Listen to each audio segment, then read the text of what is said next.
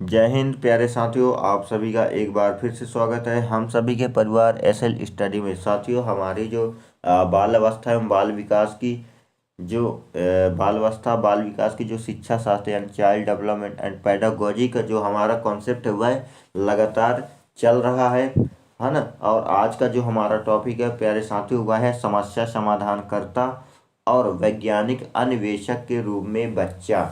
यानी जो बच्चा है वह समस्या का समाधान किस प्रकार किस तरीके से कर सकता है और एक अन्वेषक के रूप में वह समस्या की पहचान कैसे कर सकता। आज के इस टॉपिक में हम चर्चा करने वाले हैं। ठीक है, तो आज का जो हमारा प्यारा साथियों टॉपिक वह बालक समस्या समाधाक और अन्वेषक के रूप में जो बालक है उसका आविष्कार कैसे होगा। ठीक है, यहाँ पे अगर हम बात करें समस्या समाधान का अर्थ, क्योंकि समस्या समाधान एक ऐसी प्रक्रिया है जिसमें तार्किक चिंतन विश्लेषण एवं मूल्यांकन होता है।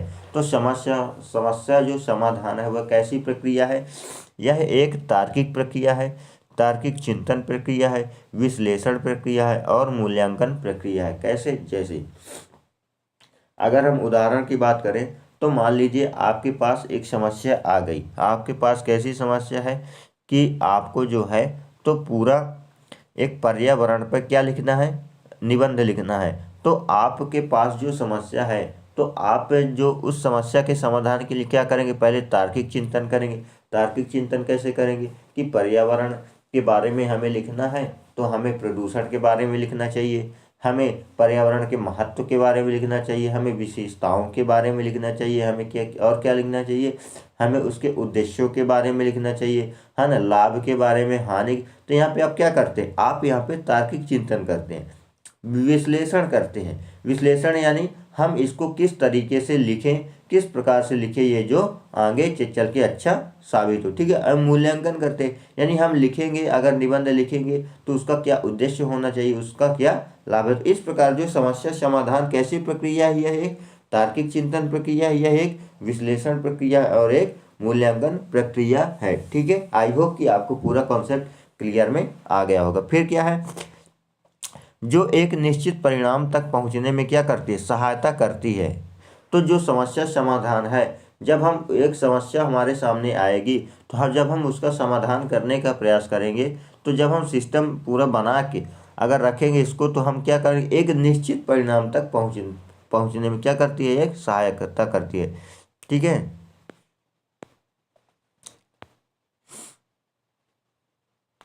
इस विधि में इसको छोटा कर लेते हैं, है ना। इस विधि में मानसिक निष्कर्षों को अधिक महत्व दिया जाता है। यह जो समस्या समाधान प्रक्रिया है इसमें किन निष्कर्षों को अधिक महत्व दिया, मानसिक निष्कर्षों को अधिक महत्व दिया जाता है। इस विधि का आधार ह्यूरिस्टिक विधि यानी आर्मस्ट्रांग विधि खोज विधि है। ठीक है, अभी यहाँ पे प्रश्न पूछ लेगा कि समस्या समाधान विधि की आधार कौन सी विधि है, तो यह ह्यूरिस्टिक यानी आर्मस्ट्रांग विधि है। और इस विधि में जो है तो मानसिक निष्कर्षों को अधिक महत्व दिया जाता है। यानी अगर लोगों को जो निष्कर्ष रहेंगे वह नहीं मान्य होंगे, क्योंकि इसमें जो है तो मानसिक निष्कर्षों को अधिक महत्व दिया जाता है। सीधी सी बात है कि अगर हमारे सामने कोई समस्या होगी तो हम अपनी मानसिक क्रियाओं के द्वारा, उन मानसिक चिंतन के द्वारा उस समस्या का समाधान करने का प्रयास करेंगे। ठीक है, इसमें शिक्षक छात्रों के सामने कोई समस्या रखता है, बच्चे वाद विवाद द्वारा अपने स्तर पर उसका समाधान करने का प्रयास करते हैं। जो एक शिक्षक होता है वह अपने बच्चों के सामने, जो अपने छात्रों के सामने एक कोई अच्छी समस्या रखता है, जिस समस्या का समाधान करने के लिए जो बालक होते, जो उस कक्षा के छात्र होते, वह आपसी विचार विमर्श, है ना, करके और अपने स्तर पर उस समस्या को समाधान करने का प्रयास करते हैं। उदाहरण के तौर पर अगर बात करें तो अगर शिक्षक ने एक गणित का सवाल दे दिया कि इसमें जो है तो 5 10 5 और 15 20 का जोड़ करना है, तो बच्चों के सामने जब ये समस्या आ गई तो बच्चों ने क्या किया, आपसी विचार विमर्श करके कि 5 10 5 कितना हो गया, 20 हो गया, है ना, 20 और 30 कितना, 50 हो गया, और 5 10 5 तो 20 50 20 कितना हो गया, 70। तो इस प्रकार जो है तो बच्चों ने अपने आपसी सहमति, आपसी आपसी वाद विवाद द्वारा अपने स्तर पर उस समस्या का समाधान करने का प्रयास करते हैं और समस्या का समाधान कर लेते हैं। ठीक है, जिससे छात्रों में किसका विकास होता है? तार्किक चिंतन का विकास होता है, निरीक्षण शक्ति का विकास होता है। जब ऐसी समस्या आएंगी तो बच्चों के अंदर किसका? तार्किक चिंतन का भी विकास होगा और समस्या जो है तो निरीक्षण शक्ति का भी विकास होगा। ठीक है, चलिए आगे देखते हैं।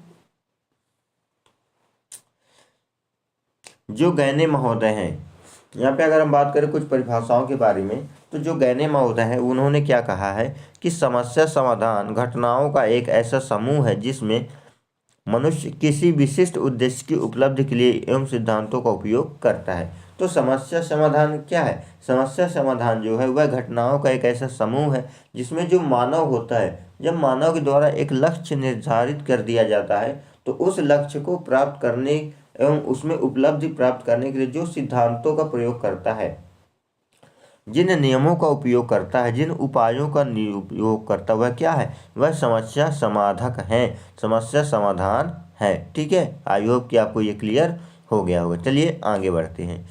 यहाँ पे अगर हम बात करें प्यारे साथियों, तो आशुबोल ने क्या कहा है कि समस्या समाधान में संप्रत्यय का निर्माण तथा अधिगम का आविष्कार होता है। आशुबोल ने क्या कहते हैं कि जो समस्या समाधान है, समस्या समाधान में किसका निर्माण होता है? संप्रत्यय का निर्माण होता है तथा अधिगम का आविष्कार होता है। सीधी सी बात है कि अगर हमारे सामने कोई समस्या आएगी, हम उस समस्या के समाधान का प्रयास करेंगे तो वह हमारा क्या हो गया? संप्रत्यय हो गया। ठीक है, और अधिगम का आविष्कार होगा। तो इसमें अधिगम का आविष्कार कैसे होगा? यानी जैसे ही हमारे सामने समस्या आएगी, हम उसके उपाय को ढूंढने का प्रयास करेंगे, उस समस्या का समाधान करने का प्रयास करेंगे। तो इससे क्या होगा? हमारा जो अधिगम होगा वह बढ़ेगा, अधिगम का आविष्कार होगा। हम नए नए तरीकों को खोजेंगे, नए नए जो है तो विधियों का प्रयोग करेंगे। ठीक है, आई होप कि आपको ये क्लियर में आ गया होगा। चलिए आगे देखते हैं। आगे देखेंगे तो उसमें क्या है, स्टैनले ग्रे का क्या कहते हैं। उन्होंने कहा कि समस्या समाधान वह प्रतिमान है जिसमें तार्किक चिंतन निहित होती है। प्रतिमान मतलब वह अवस्था है, वह वस्तु है। कौन? समस्या। समस्या समाधान ऐसी वस्तु या प्रतिमान है जिसमें किसका विकास होता? तार्किक चिंतन का निहित होता। चूंकि जैसे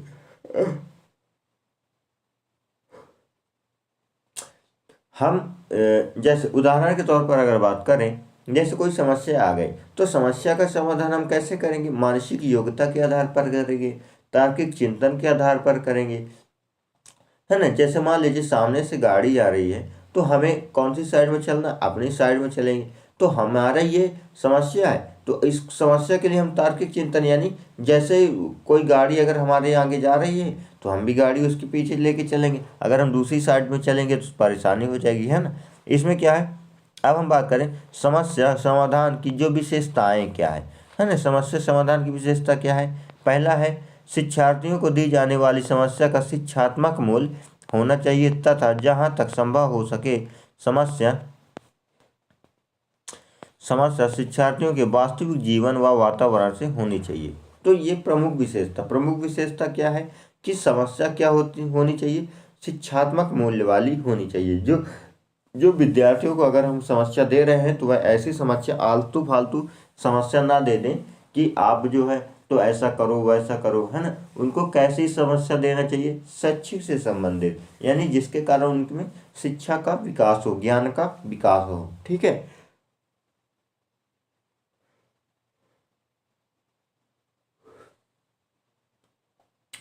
जहाँ तक संभव हो सके बच्चों को हमें कैसी शिक्षा देना चाहिए? उनके वास्तविक जीवन व वातावरण से संबंधित होना चाहिए। यानी ऐसी समस्या, मान लीजिए बच्चों के सामने हमने समस्या रख दी कि बच्चों पेड़ों के कटने से क्या क्या समस्याएं हो सकती हैं। ठीक है, तो यह कैसी होगी? उनके वातावरण से संबंधित हो गई, उनके जीवन से संबंधित हो गई, है ना। पानी का क्या महत्व है, भूमि का क्या महत्व है, अगर भूमि नहीं रहेगी तो क्या होगा, पानी नहीं रहेगा तो क्या होगा।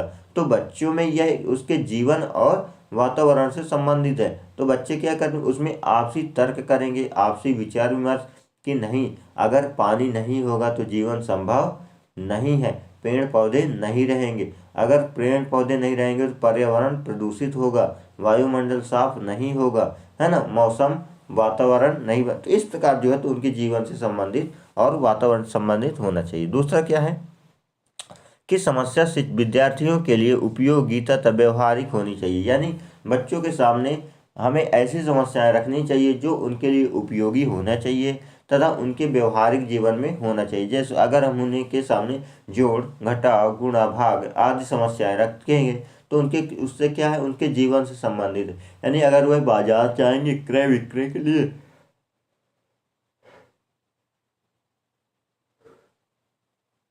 तो जब बालक को ज्ञान रहेगा कि अगर 5 और 5 10 होते हैं, अगर उसे जोड़ का ज्ञान रहेगा और घटाने का ज्ञान रहेगा, तो अगर उसके माता पिता ने उन्हें 100 रुपये दिए कि जाओ बाजार से सब्जी ले आओ, बच्चा बाजार जाएगा।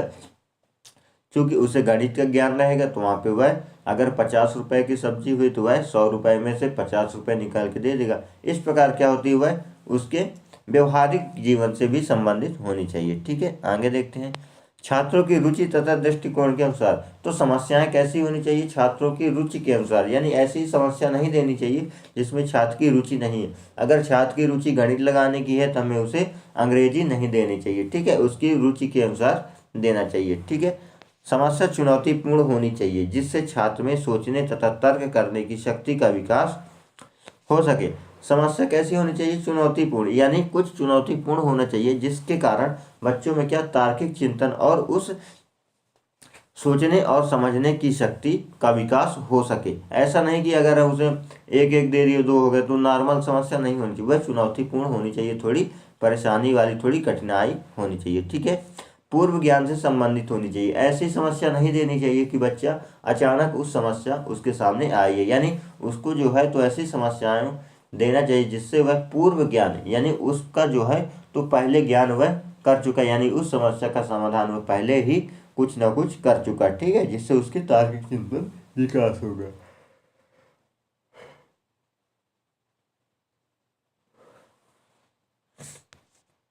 छठा पॉइंट है, समस्या नई तथा व्यवहारिक होनी चाहिए जिससे कल्पना शक्ति तथा वैज्ञानिक क्षमताओं का विकास हो सके। तो समस्या कैसी होनी चाहिए, व्यवहारिक होनी चाहिए, उसके व्यवहार से संबंधित होनी चाहिए जिससे क्या होगा, उसकी कल्पना शक्ति का विकास होगा और उसकी क्षमता में भी वृद्धि होगी। ठीक है,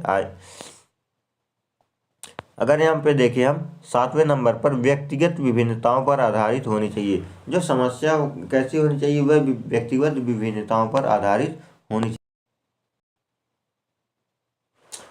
समस्या कैसी होनी चाहिए, व्यक्ति की विभिन्नताओं पर आधारित होनी चाहिए। यानी उस व्यक्ति को उसकी विभिन्नता पर, उसकी योग्यता पर, उसकी क्षमताओं के अनुसार ही उन्हें समस्याएं देना चाहिए, जिससे क्या करेंगे, वह अपनी योग्यता, क्षमता और रुचि के अनुसार समस्या का समाधान कर सकेगा। अगर बच्चे की रुचि हिंदी में है और अगर हम उसको अंग्रेजी के समस्याएं क्वेश्चन दे दिए तो वह नहीं कर पाएगा। ठीक है, फिर क्या है, छात्र स्वयं सक्रिय रहते हैं जिससे अनुशासनहीनता की समस्या का प्रश्न ही नहीं उठता। क्योंकि जब बच्चे समस्या के समाधान में सक्रिय रहेंगे तो वह विभिन्न प्रकार की गतिविधियां नहीं कर पाएंगे, जिससे क्या होगा, कक्षा में अनुशासनहीनता बना रहेगा और उसकी समस्या नहीं होगी। ठीक है, फिर आगे बात करें हम कि बालक समाधानकर्ता के रूप में, यानी स्कूली जीवन में एक बच्चे के सामने कई समस्याएं आती हैं। क्योंकि हम लोग भी विद्यार्थी थे तो हमारे सामने भी बहुत सारी समस्याएं आती थी जिनका समाधान भी हमें ही ढूंढना होता था।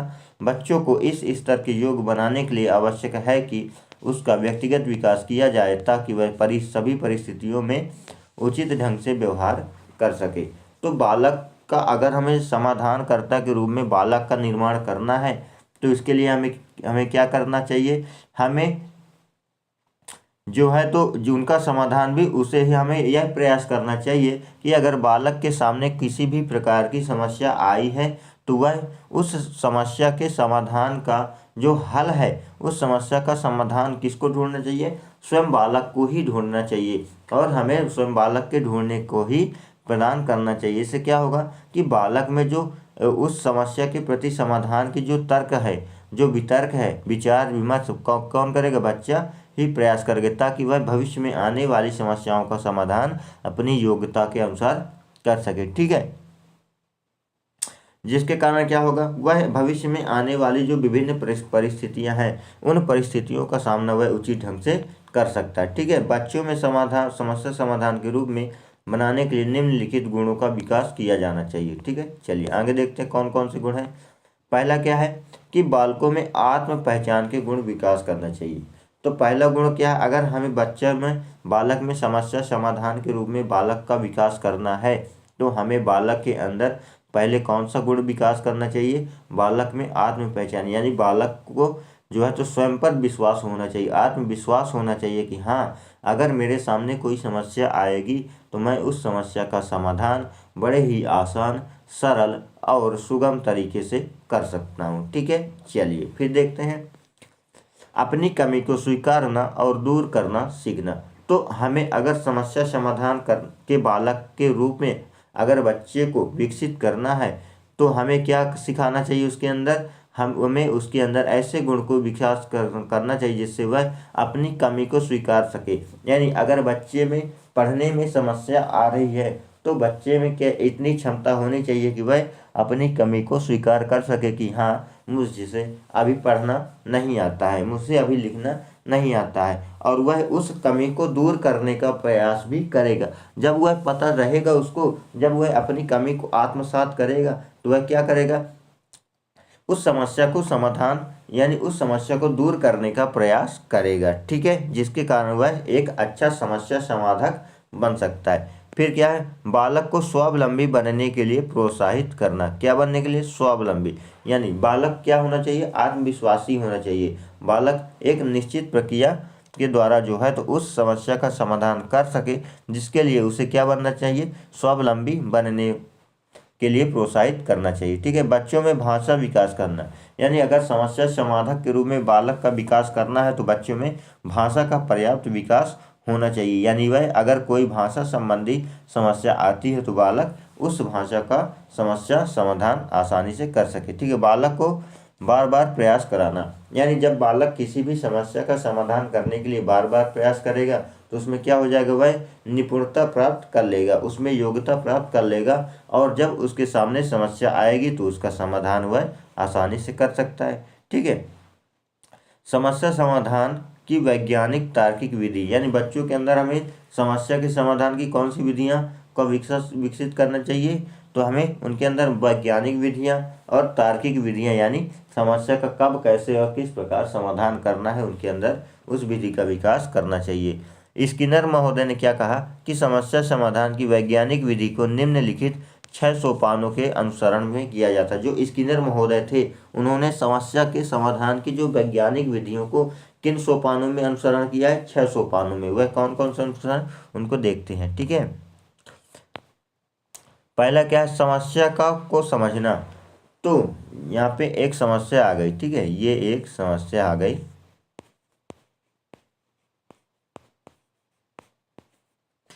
तो जो पहली विधि है वह पहली विधि है समस्या को समझना। तो ये इसमें जो है तो समस्या समाधान की जो विधियों में मुख्य रूप से समस्या को समझना जो पहली विधि है, सबसे पहले हमें क्या करना चाहिए, समस्या को समझने का प्रयास करना चाहिए। समस्या को समझने का प्रयास कैसे, जैसे अगर मेरे पास कैसी समस्या है, जैसे एग्जाम्पल के तौर पर ले लूँ कि हमें क्या है कि गाय के ऊपर निबंध लिखना है। ठीक है, यह एक हमारी समस्या हो गई।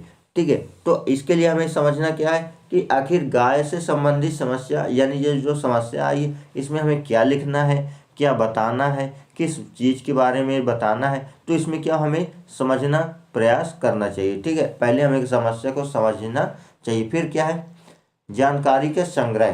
तो दूसरा जो टॉपिक है वह है जानकारी के संग्रह। जानकारी के संग्रह कैसे, यानी हमें यह जानकारी प्राप्त करना, उदाहरण मैं आपको दे रहा हूँ, बढ़िया अच्छा उदाहरण है कि हमें यह जानकारी प्राप्त करना है कि इस समस्या में कौन कौन सी जानकारियाँ, यानी इस समस्या के समाधान के लिए जरूरी है। जैसे अगर हमें निबंध लिखना है तो हमें यह जानकारी होनी चाहिए कि गाय के 4 पैर होते हैं, 2 कान होते हैं, 1 पूँछ होती है, 4 क्या होता है, 2 आँखें होती है, 2 नाक होते हैं, दांत होते हैं। तो जब हम समस्या की जानकारी रख लेंगे, उस समस्या से संबंधित जानकारी रख लेंगे तो हम उसका आसानी से समाधान कर सकते हैं।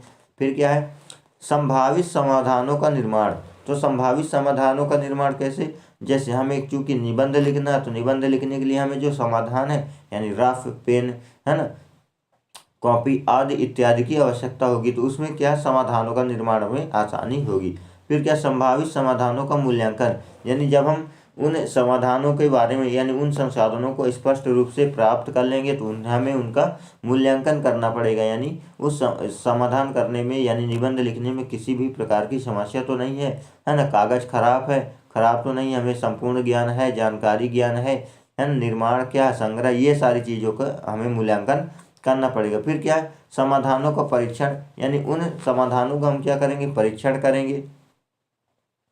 परीक्षण कैसे करेंगे कि वह क्या है कि उचित रूप ढंग से व्यवस्थित है कि नहीं है, हमें किस प्रकार क्या लिखना है, कौन से तरीके से लिखना है, इस प्रकार हम परीक्षण करने के बाद फिर लास्ट में क्या निकलेंगे, निष्कर्षों पर आएंगे, यानी हाँ अब हम जो है तो फाइनल रूप से इस समस्या के समाधान के लिए क्या है, तैयार हैं। ठीक है, आई होप कि आपको ये पूरा क्लियर हो गया। यानी पहले समस्या को समझना चाहिए, फिर जानकारी की संग्रह करना चाहिए, समाधानों का निर्माण करना चाहिए, मूल्यांकन करना चाहिए, परीक्षण करना चाहिए और निष्कर्षों का निर्णय करना चाहिए। ठीक है, आई होप कि आपको ये क्लियर हो गया होगा।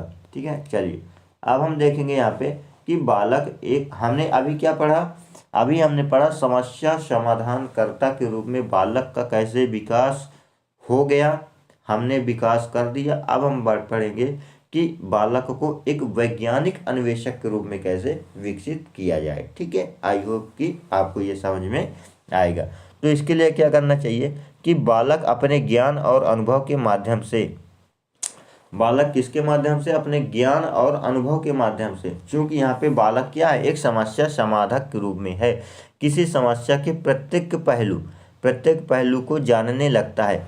जब बच्चा एक समस्या समाधान के रूप में हो जाता है तो बालक अपने ज्ञान और अपने अनुभव की सहायता से समस्या के प्रत्येक पहलू को जानने लगता है कि यह समस्या किस तरीके से, किस प्रकार और किस तरह से आई है। ठीक है, तथा वह फिर खुद ही स्वयं ही समस्या का समाधान खोज लेता है। तब बच्चे में मनोवैज्ञानिक अन्वेषक गुण आ जाते हैं। जैसे अब मैं आपको क्लियर होके इसको उदाहरण दूंगा। जो छोटा बच्चा होता है जब वह साइकिल चलाता है तो उसके सामने बार बार उस साइकिल की चैन उतर जाती है, तो वह उसके सामने एक समस्या आ गई। अब बच्चा क्या करेगा, उस साइकिल की, जब साइकिल की चैन उतर गई तो वह उसको चढ़ाने का प्रयास करेगा। एक बार उतर गई, दो बार उतर गई, तीन बार उतर गई। जब बच्चा उसको बार बार चढ़ाने का प्रयास करेगा और वह चढ़ा लेगा, तो जब कभी वह दूसरी साइकिल चलाएगा, ठीक है, उस साइकिल को ना चला के जब वह दूसरी साइकिल चलाएगा दूसरी जगह, तो जब उसकी चैन उतर जाएगी तो वह उसे पता रहेगा कि इस समस्या का समाधान क्या है। अगर मैं साइकिल की चैन चढ़ा दूंगा तो साइकिल की चैन चढ़ जाएगी। तो उस समस्या का समाधान करने के लिए जैसे ही चैन उतरी वह तुरंत उतरा और क्या कर लेगा, उतार चढ़ा देगा, या फिर चैन उसकी टाइट कर देगा, तो वह क्या होगा, उस समस्या का समाधान वह खुद ही खोज लेता है कि इसको अगर मैं टाइट कर दूंगा, चैन अगर ढीली है तो यह चैन नहीं उतरेगी। इस प्रकार वह क्या, वैज्ञानिक अन्वेषक के गुण उसके अंदर आ जाते हैं। ठीक है, आई होप कि आपको क्लियर हो गया होगा।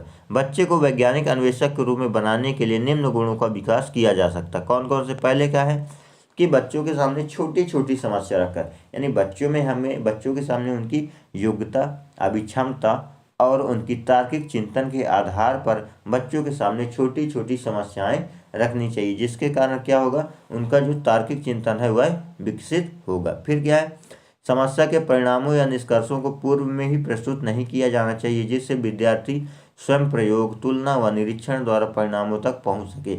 यानी शिक्षक को क्या नहीं करना चाहिए कि बच्चों के सामने अगर वह समस्या रखता है तो समस्या का ना ही उसे हल रखना चाहिए, ना ही उसे उपाय रखने चाहिए, बल्कि उसे समस्या ही प्राप्त करवा देनी चाहिए। यानी जब बालक समस्या को प्राप्त कर लेगा तो वह स्वयं अपने विवेक, अपने निष्कर्ष, अपने तार्किक चिंतन के आधार पर उस समस्या का समाधान करने का प्रयास करेगा, जिसके कारण क्या होगा, उसमें तार्किक चिंतन का भी विकास होगा। ठीक है, बच्चों को संभावित समाधानों के निर्माण हेतु प्रेरित करके, यानी बच्चों में हमें क्या, संभावित समाधान के लिए इशारा करना चाहिए कि उसमें जो है तो इस प्रकार उन्हें उपाय नहीं बता देना चाहिए कि यह जो है समस्या है, इसका समाधान हो जाएगा। एग्जाम्पल के तौर पर अगर बात करें कि बच्चा अगर साइकिल चला रहा है तो उसकी चैन उतर गई, तो हमें यह नहीं बता देना चाहिए कि चैन उतर गई है तो तुम इसको चढ़ा लो, नहीं, उसके अंदर तार्किक चिंतन का भी एक क्या होना चाहिए, निर्माण होना चाहिए, जिससे वह क्या होगा,